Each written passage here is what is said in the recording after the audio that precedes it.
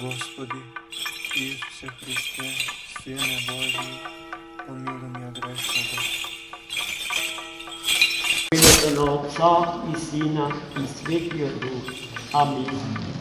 Возлюбени во Христа Бога, браќа и сестри, и денешната евангелска перикопа, напишана од раката на светиот апостол и евангелист Матеј, не соочува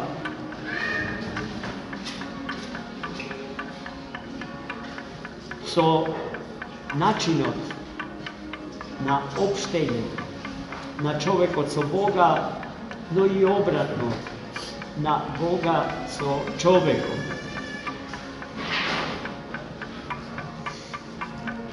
Од тоа дали тоа взаемно однесување помеѓу Бога и човекот и помеѓу човекот и Бога е правилно, зависат и резултатите на таа комуникација помеѓу Бога, животодавецот и Спасителот, и човекољубецот, вистинскиот човекољубец, и човекот, најмилото создание Господне. Зарад кое што постои се друго што постои, целата Вселена, ова прекрасна планета, која што е антропоцентрична или во таа смисла дури космоцентрична. Зарад човекот кој што живее нами. Најмили мои, во денешното евангелско четиво на еден чудесен начин се отсликани правилните односи што треба да владеат помеѓу човека и Бога. Тоа Христос ни го открива преку случајот на двајцата слепци, кои што откако чуле дека Христос е во нивниот град, поитаа викајќи на цел глас да ја побараат неговата помош. А тоа значи да бидат исцелени, да прогледаат. И тие викајќи по Христа го именуваа правилно: Исусе Христе, Сине Божи, Сине Давидов. Се што е за Христа кажано во Стариот Завет и се она што тие со своите духовни очи можеа да го видат и да го познат, е содржано во тие неколку зборови упатени до Христа. Нивните повици за помош Христос ги чу, а Христос никого не оставил кој што со вера му пристапи. Така и овој пат им пристапи на двајцата слепци и ги праша дали веруваат во можноста Христос да им го даде тоа што го бараат од нив. И тие без двоумење веднаш одговори: да, Господ. Ова нивна вера, за да не биде вербална, декларативна вера, каква што за жал најчесто е нашата вера во Бога, Господ ги стави на уште една голема проверка.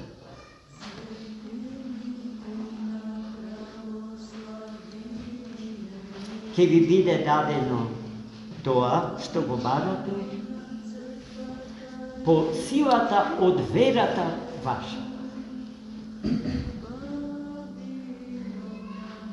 Evangelistot zabeležuje, дека веднаш после овие зборови слепците прогледа. Што значи дека нивната вера не била лажна. Од оној тип, која што денеска е најсреќавана. Ако те има, помогни ми, дај ми $1.000.000, тогаш ќе те признам дека те има. Воспротивно, не постоиш и не ме интересираш. Ама ако признам дека постоиш, цената за тоа признание Бог треба прескапо да ја плати. Со сите наши кефови, со реализација на сите наши барања. Зашто секогаш одново ќе ја поставиме дилемата ако те има. Двајцата слепци така не постапија. Дали верувате дека можам да ви го дадам тоа што го барате? Да, Господ, веднаш тие го кажа. Тие зборови му ги упатија на Христос. А кога Христос ја тестираше нивната вера, нека ви биде според вашата вера, тие прогледа. А тоа значи дека нивната вера беше вистинска, цврста, неколеблива вера. Христос ги замоли за чудото што се случи со нив, никому да не кажува. Ама јуначко срце може ли да издржи толкав дар да добиете од Господа и да го премолчите? Е претешко, не знам, еве и ние кога би се нашли на нивното место, дали би постапиле по име. И тие си одеа дома и вика наглас, покажувајќи и кажувајќи го името на Исцелителот свој. Веднаш потоа на Христа му принесоа бесомачник, кој што од демонот на немоста и глувоста заробен, не можеше ни да слуша, ни да зборува и немаше мир во себе си. И се вели во истово денешно евангелско четиво дека Христосот како го ги истера сите бјеси од него, тој стана нормален човек. Гледаше и слушаше и зборуваше трезвено и јасно. Но сите тие чудеса за непријателите Христови не беа доволни. Фарисеите, луѓе од книга, книшки образовани, сметаа дека таква сила може да покаже само некој кој што е соработник со демонот. Бидејќи напаметно им паѓаше да упатат признание кон Христос. Имено она признание кој што слепците на самиот почеток го кажа. Определувајќи го јасно како Син Божи и Син Давид. Тие тоа не можеа да го кажа. Бидејќи според нив таков Месија се не беше родил и не може да се роди, и во ликот на таков сиромав и во се еднаков со сите околу себе не може да препознаете лидер и предводник на некој кој што ги покорува владетелите и државите под нозете на еден од Бога избран народ.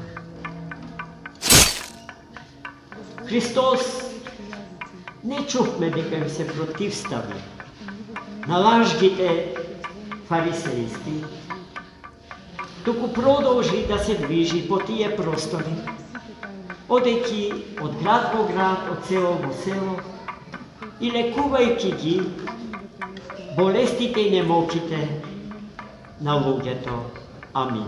Zapravo to. Господи Ісусе Христе, Сине Божий, помилуй мене грешного.